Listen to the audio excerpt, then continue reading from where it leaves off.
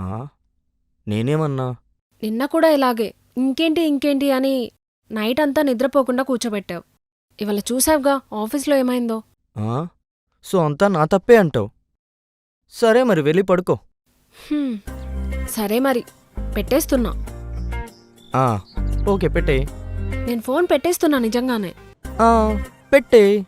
అదేంటి అలా పెట్టేయమంటున్నావు? అంతేలే, కృష్ణవేణి ఫోన్ పెట్టేస్తే నీకు ప్రియా ఉందిగా మెసేజ్ చేయడానికి.